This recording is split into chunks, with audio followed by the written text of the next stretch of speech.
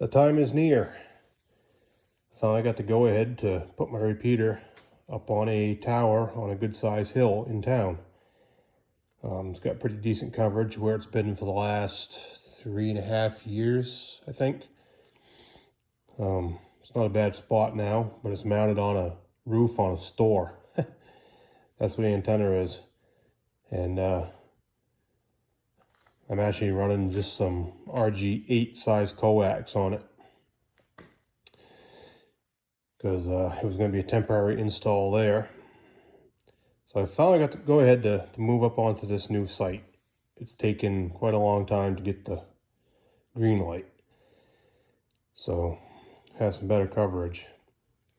So I bought the proper Roan side bracket standoff to mount on the tower. It's all galvanized. I've had this thing for probably almost a year now.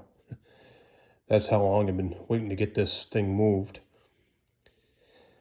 So I'm going to put the pipe in, clamp the pipe in, throw the other clamps in, have everything basically assembled, ready to go. Get the antenna put together here with a jumper coming out of it. I can't get on the tower because of insurance now. Don't have a commercial policy, so I can't get up and climb the thing, even up to 55 feet. And trying to deal with insurance companies is a real pain. But I've got a guy with a bucket truck. We can get up to about 55 feet, foot level.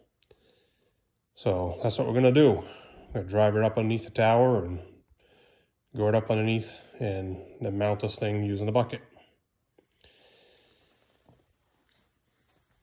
So here we go. I don't want to waste his time, having to assemble all this stuff up on the site. I just want to be able to take it up there and run it up the tower, mount the antenna with the bracket, drop the hard line down the tower, and then he's out of there. He doesn't have to sit around and wait for me to put all these nuts and bolts in. He's a pretty busy guy. And here's another reason why I'm not doing this up on the site. Past experience. So, using everything that's included in the kit, putting it together as the diagram shows, these bolts ain't long enough.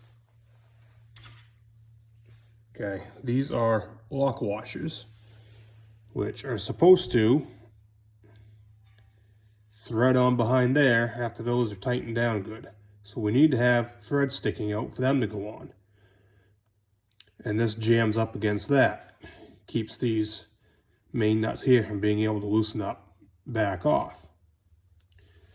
Well, as you can tell, the included bolts ain't long enough. And that's pretty friggin' tight as it is. So to be able to get enough thread sticking out on both sides, I'm gonna have to reef the crap out of this thing and bend this clamp, or I'm gonna start pulling a lot of strain on this angle iron, one or the other. Same problem right here. So I need 4 longer bolts to mount the included pipe, or I need to look around and see if I can find another pipe that's a little bit smaller diameter. I might have something laying around here. That's pretty impressive, Roan. Here's another impressive thing. They didn't send enough friggin' nuts. Okay, so we need to have 2, 4, 6, 8, 10, 12 nuts. They sent friggin' 9. Here's the antenna. It's in 3 sections.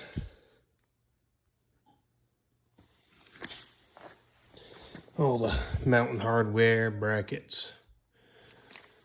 I opened the package and only 2 ground plane elements fell out.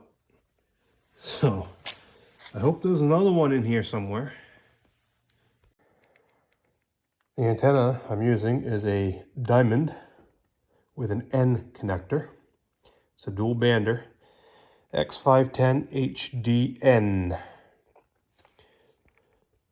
So on 2 meters we get 8.3 dB, and up on 70 centimeters we get 11.7 dB. And here it tells you how it's loaded. 5/8 wave, 3 element center load on 2 meters, and a 5/8 8 element center load on 70. So I already know this antenna works good because it's what I'm using on the repeater right now up on the roof. But the reason I'm not using the one that's on the roof now is it's like 3.5 years old. So I figured if I'm going to put the thing on a tower, I'm going to do it with a new antenna. And also, this one has the end connector instead of a PL259 like the other one has, and is better. Okay, making sure everything fits right. So this is 7/8 Heliax hardline. This is a Belden flexible jumper with double end connectors.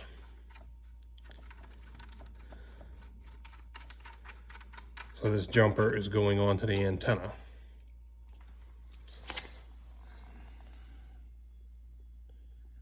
There's the end connector. That is a female. And that is a male. This one has the pin. So that is the antenna end. This other end down here is the opposite. That's the side that's going into the building.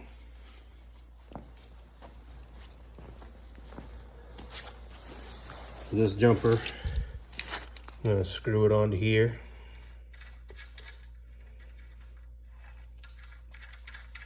Probably going to take 2 hands.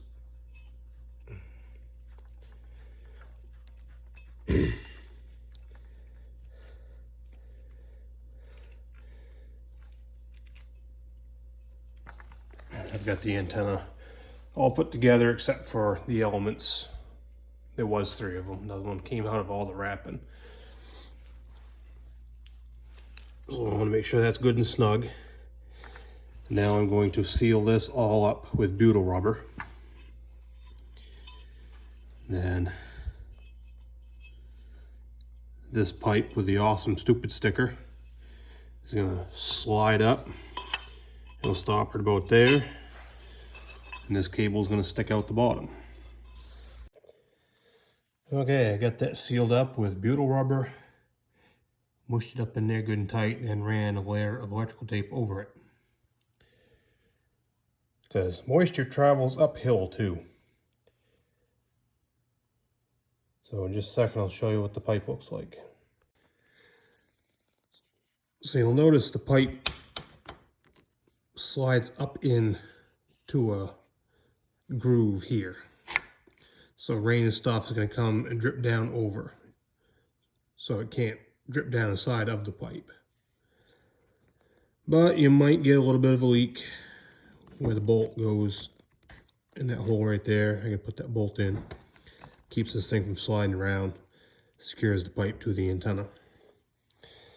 But you've got this great big hole right here. It goes all the way up to that connection. So moisture, humid days, rainy days, foggy days, snowy days, moisture can go right up there and get in your connector. So that's what we've just prevented. So once I put that bolt in there, this antenna is done as far as I'm going with it for now, because it's easy to transport without these 3 elements in it sticking out everywhere. So this much assembly is that much less I have to do up on the hill. I went to the hardware store. Got the same diameter bolts. Stainless steel. With lock washers. Sorry, not lock washers. Lock nuts. That are longer. So I'm going to replace these ones around the pipe with bolts that actually fit. There. So these are all just loose fitting for the time being. This is where the tower legs are going to be.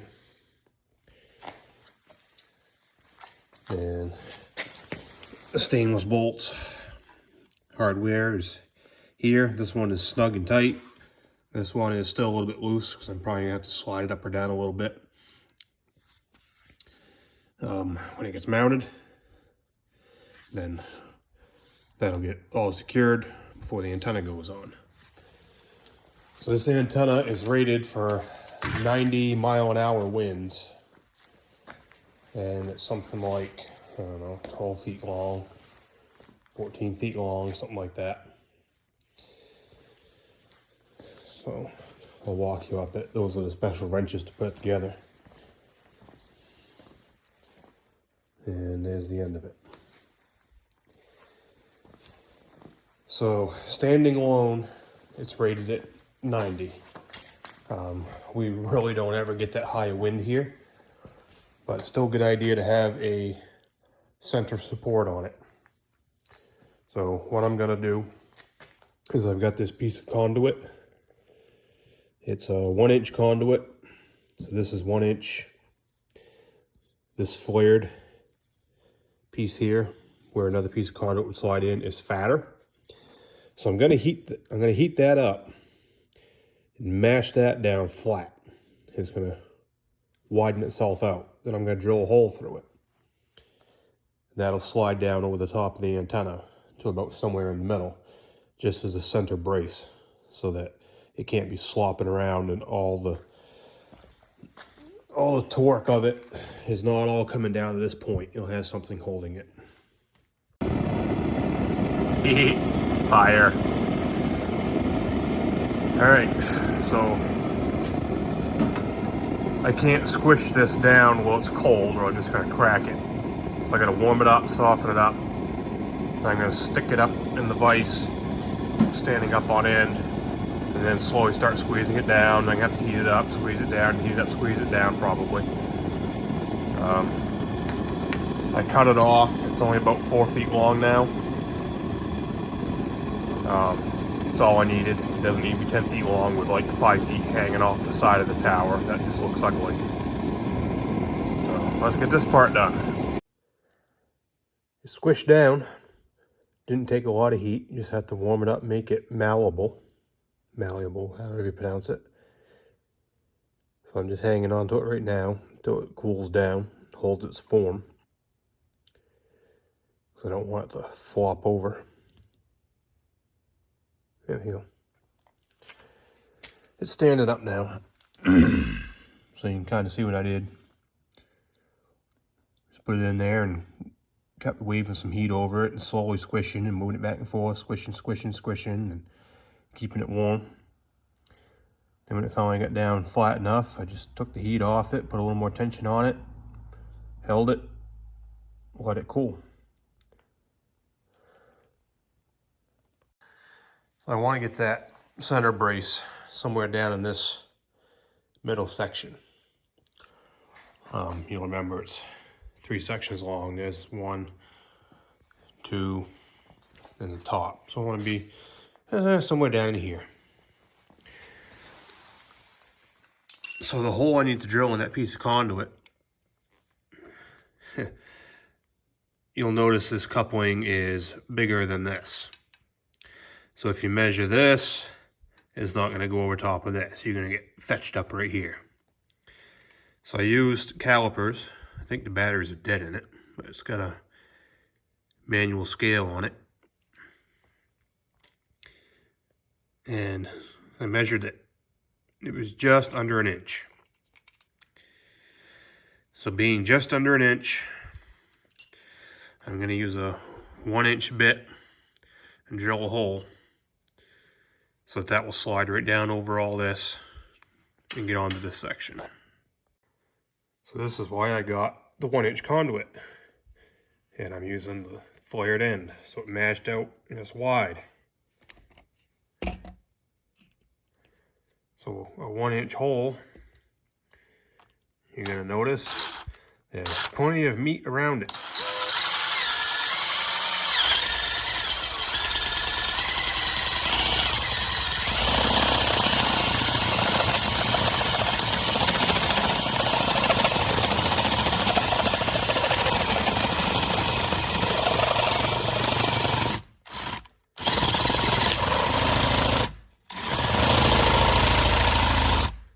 No, the bit's not going backwards, it just looks that way.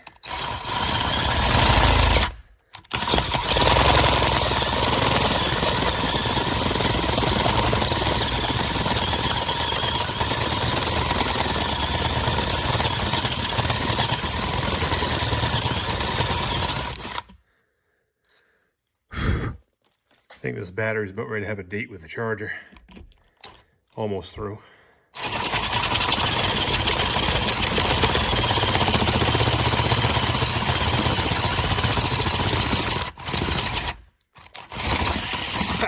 We made it.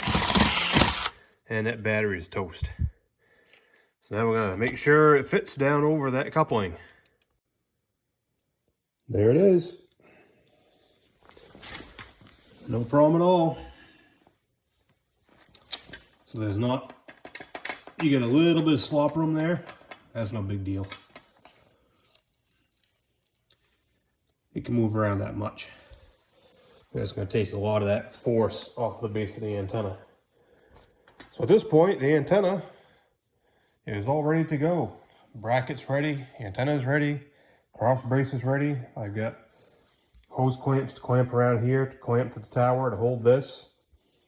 For anybody that doesn't know anything about RF juice, radio frequency juice, the reason I'm using this, number one, it's UV resistant, so it's not going to fall apart up there. Number two, it's electrically transparent. So if you try to do this with a piece of metal, you're going to screw up your antenna.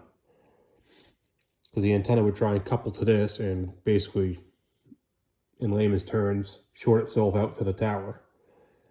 So plastic does not conduct electricity. So I bought my transmission line with the connectors on it. They only charged, I think it was like 20 bucks to install them and heat shrink them. That's not bad. And it's been a long time, like, I don't know, 17 years probably, since I've installed connectors on Heliacs. So for 20 bucks, I figured I'd just let the company do it. So this is 7/8. Okay. This is going to go through the wall of the building. But you'll notice the connector here is fatter. So this has to go through the wall. So I used my calipers and I measured the widest spot across, which is from this point to a point on the other side,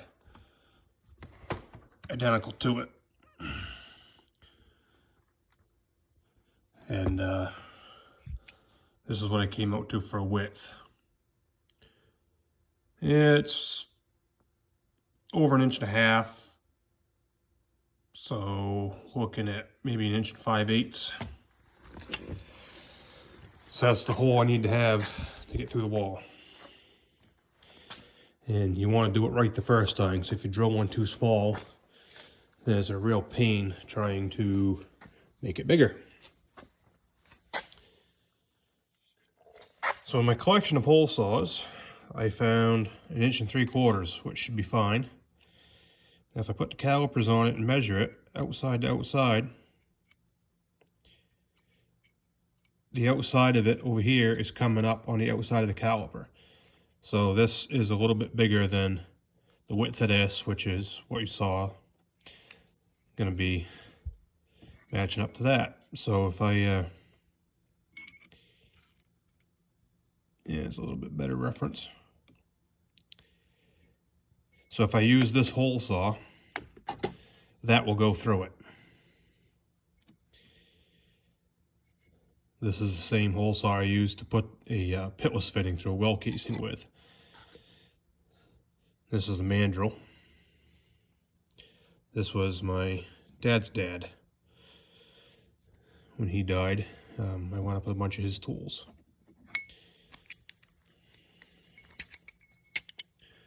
So this all screws together.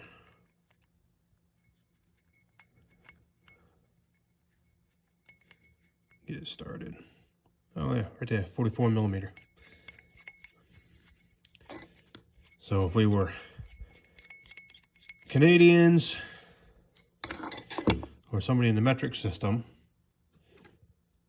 over here we've got just over 40 millimeters. Turn sideways, you can barely see 41, so call it 41 millimeters. So this is 44 millimeters. So we've got 3 millimeters to spare. So this is 3 millimeters bigger than the minimum that connector is going to squeeze through. So it'll work. So I've threaded that in. Now this slides down in. You'll see there's holes there. You get them 2 pins. You gotta get it lined up.